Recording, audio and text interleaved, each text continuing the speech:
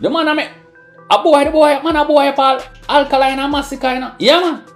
The man a boy up alkaline and Masicka. Serious. Yeah man. So he might make you know say, yo, all the talk you not talk, brother. On a baby man. Yeah.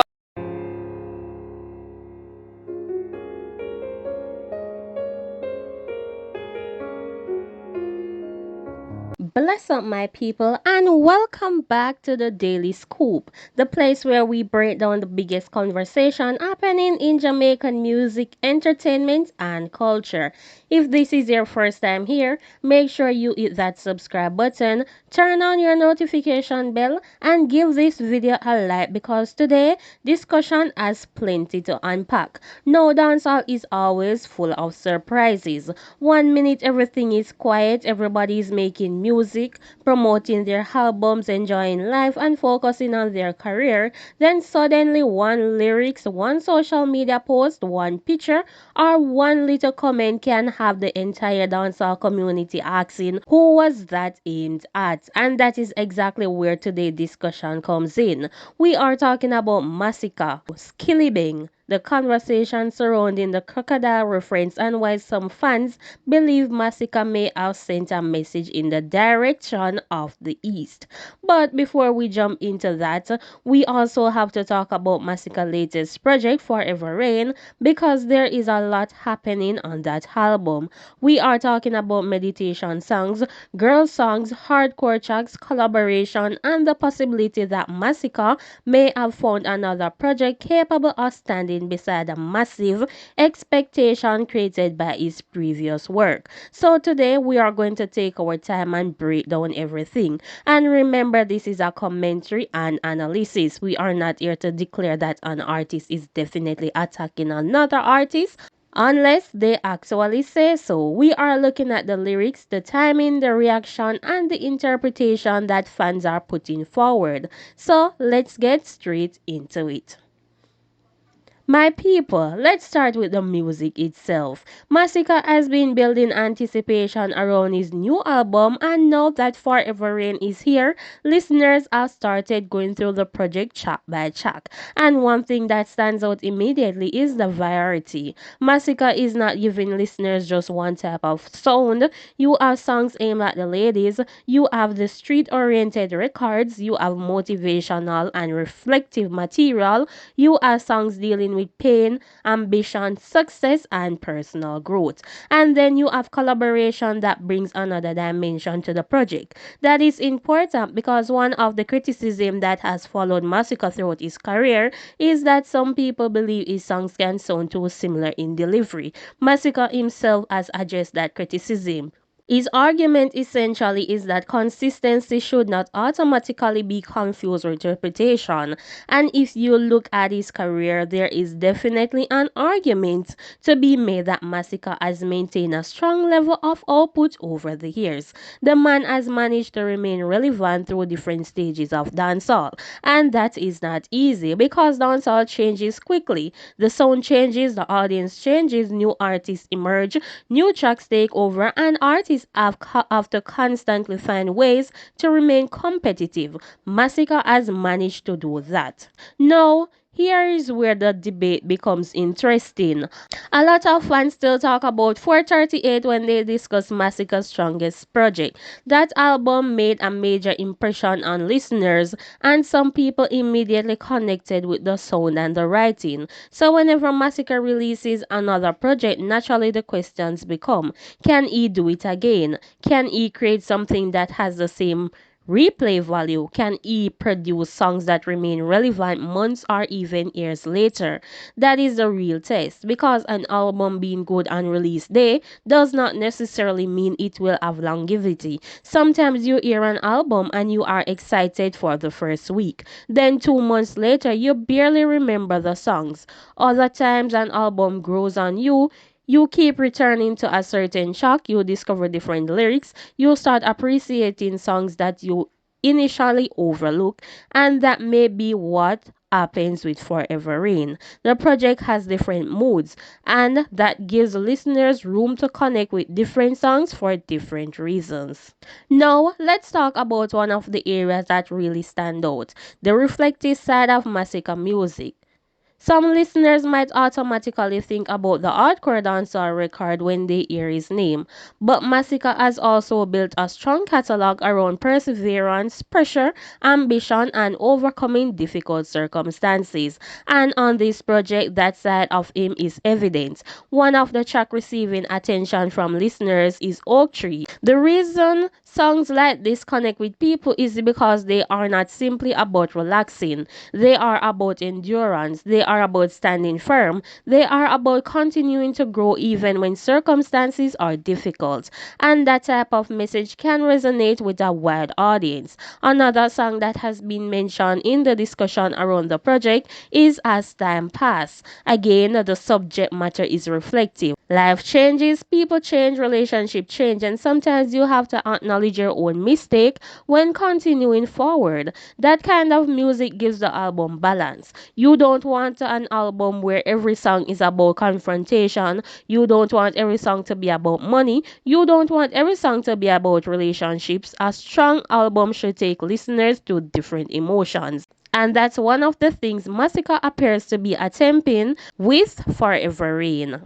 Now we have to talk about the collaboration with Kraft. This is one of those combinations that listeners were not necessarily expecting, and sometimes the unexpected collaboration are the ones that work. Masicka has his own recognizable approach. Kraft brings his own energy. When you put two artists together, the challenge is making sure one does not completely overpower the other.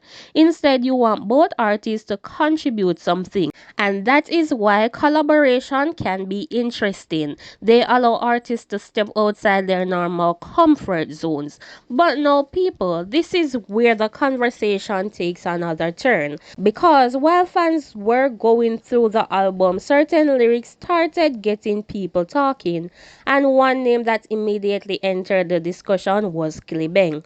Now let's make something clear. We cannot automatically say that Masicka was definitely talking about Skillibeng unless Masicka comes out and specifically says yes, that line was directed at Skillibeng. Everything remains interpretation.